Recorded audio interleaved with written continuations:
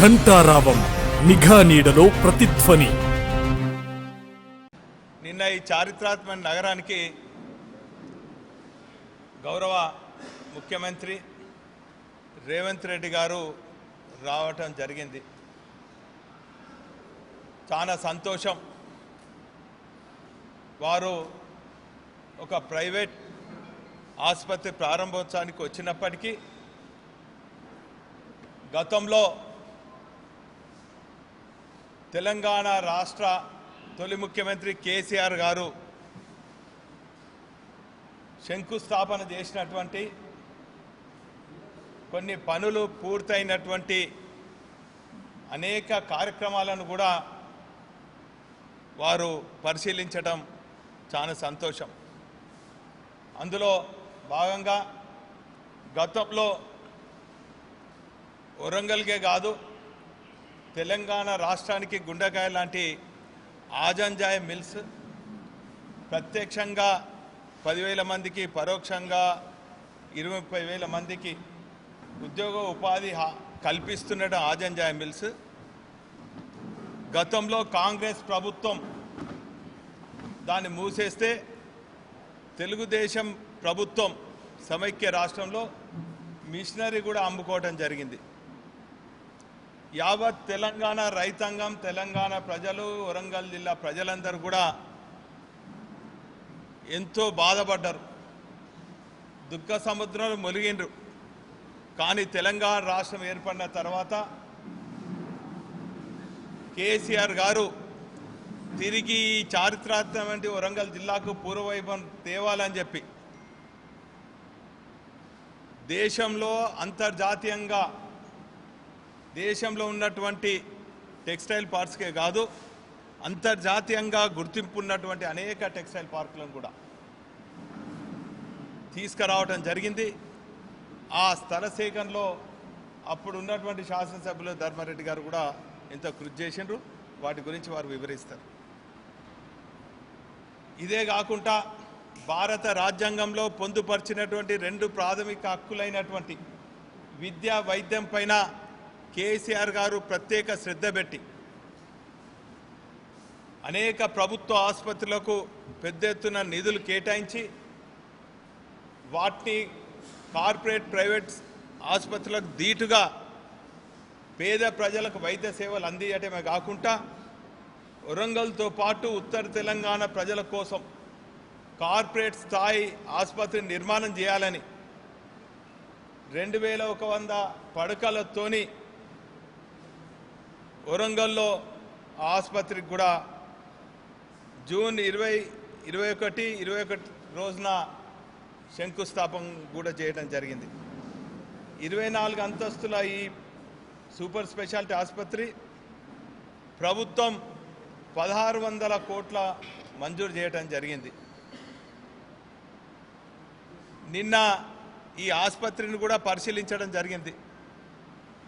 కానీ కేవలం మొక్కుబడిగా 4-5 నిమిషాలు అక్కడ పనిచేస్తున్న కాంట్రాక్టర్లను బెదిరించడమో, లేక గత ప్రభుత్వాలు ఏ పని చేసినా కూడా వంకలు పెట్టడమో, తెల్ల కాగితం మీద నల్ల మచ్చ చూపెట్టడమో, ఇటువంటి శోధించి సాధించినట్టు, కొండను తవ్వి ఎలుకను పట్టినట్టు అనేక ఆరోపణలు చేస్తూ కేవలం 3-4 నిమిషాలు గడిపిండు. సరే, అక్కడి నుంచి పోయినావు, కలెక్టరేట్ల రివ్యూ అయింది. బ్రహ్మాండంగా నిర్మాణం చేపట్టినటువంటి కలెక్టరేట్ని బ్రహ్మాండంగా అన్ని ఇంటిగ్రేటెడ్, అన్ని శాఖల్లో యావత్ ప్రజానికం అటు ఇటు తిరగకుండా అన్ని రకాలుగా సౌకర్యాలు కల్పించినటువంటి ఇంటిగ్రేటెడ్ కలెక్టరేట్లో నువ్వు సమీక్ష జరిపినావు. చాలా సంతోషం. ఆ కలెక్టరేట్ను కనీసం అంత బ్రహ్మాండంగా నిర్మాణం చేపట్టినటువంటి కలెక్టరేట్ను కూడా నువ్వు ఈ ఒక్క నిమిషం కూడా ఒక మాట కూడా మెరుగైనటువంటి సేవలు అందిస్తుందని చెప్పకపోవటం నీ అవివేకంగా ప్రజలు భావిస్తున్నారు. ఈరోజు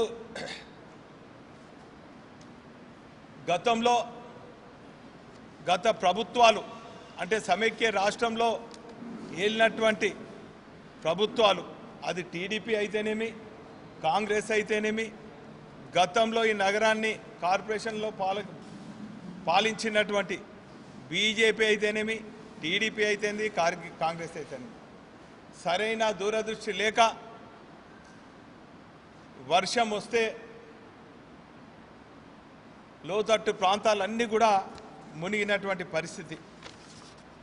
దానికి సంబంధించి 2020లో ఈ నగరాన్ని పెద్ద ఎత్తున వరదలు వచ్చి లోతట్టు ప్రాంతాలన్నీ కూడా ముంపుకు గురైతే ఒక బాధ్యత ఉన్న ప్రజాప్రతినిధులుగా మేము కేటీఆర్ గారి దృష్టికి తీసుకెళ్తే తక్షణం ఆ లోతట్టు ప్రాంతాలన్నీ కూడా చూసి 25 కోట్లు మంజూరు చేసినటువంటి విషయాన్ని ఈ సందర్భంగా గుర్తు చేస్తున్నాను. అదే కాకుండా గతంలో పేదవాళ్ళు నివసించేదానికి సమ్మయ్య నగర్, అదేవిధంగా టీవీ టవర్ కాలనీ, అనేక కాలనీల్లో ముంపు వస్తుంటే ఆ ప్రాంతాలు ముంపుకు గురి కావద్దని చెప్తే దానికి కూడా 75 కోట్లు మంజూరు చేసినటువంటి విషయాన్ని ఈ సందర్భంగా గుర్తు చేస్తున్నాం. ఇదే కాకుండా 2023లో వీటన్నిటికి కూడా శాశ్వతంగా పరిష్కారం కనుగొనాలని చెప్పి ఒక డిపిఆర్ తయారు చేసి ఆనాటి ప్రభుత్వం కేసీఆర్ గారికి, కేటీఆర్ గారికి సమర్పిస్తే 250 కోట్లు మంజూరు చేసినటువంటి విషయాన్ని కూడా ఈ సందర్భంగా తెలియజేస్తున్నాను.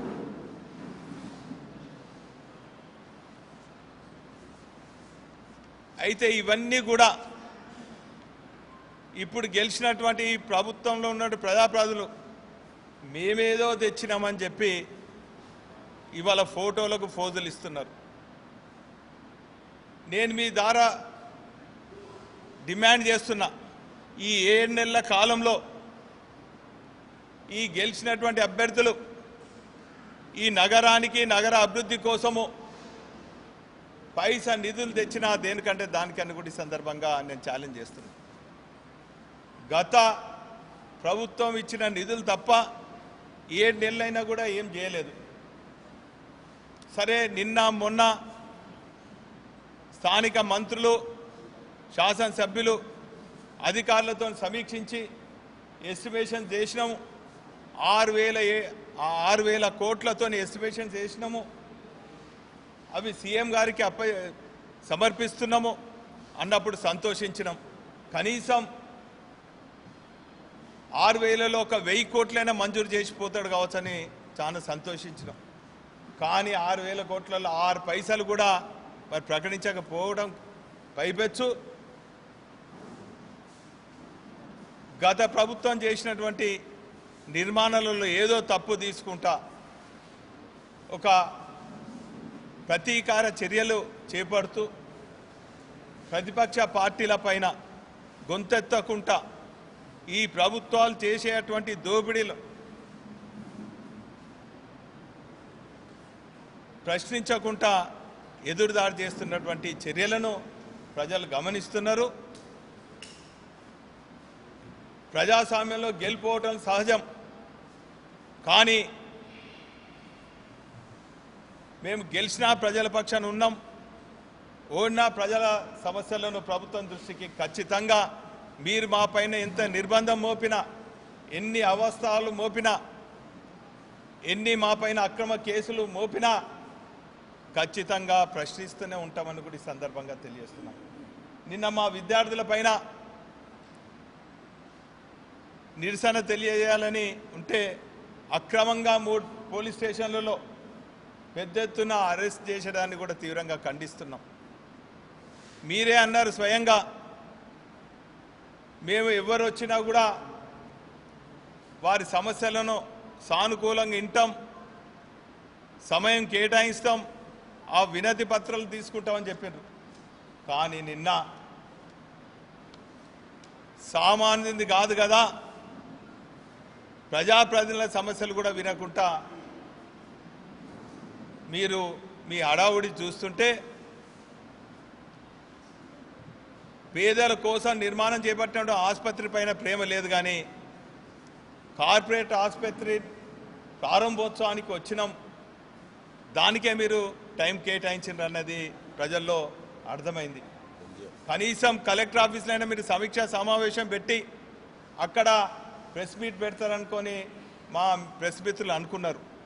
కానీ అక్కడ ప్రెస్ మీట్ పెట్టకుండా ప్రైవేట్ కార్యక్రమంలో మీరు ప్రెస్ మీట్ పెడుతుంటే మీరు సూపర్ స్పెషాలిటీ గవర్నమెంట్ ఆసుపత్రుల కన్నా మీకు దేని మీద ప్రేమ ఉన్నదో ప్రజలకు అర్థమైందన్నటువంటి విషయాన్ని కూడా ఈ సందర్భంగా తెలియజేసుకుంటూ, మరి వారం 10 రోజుల నుంచి ఇదే ప్రెస్లో, ఎలక్ట్రానిక్ మీడియాలో, ప్రింట్ మీడియాలో ఎంజిఎం గురించి, కరెంట్ లేని గురించి, పేషెంట్స్ పడే అవస్థల గురించి, ఎక్స్రేల గురించి, అక్కడి నడవని మిషన్ల గురించి, అనేక పరికరాలు ఉపయోగం లేకుండా ఉన్నదని చెప్పి మా ప్రెస్ మిత్రులందరూ కూడా తాటికాయ అక్షరాలతోని మరి ఇవన్నీ కూడా రాస్తున్నారు.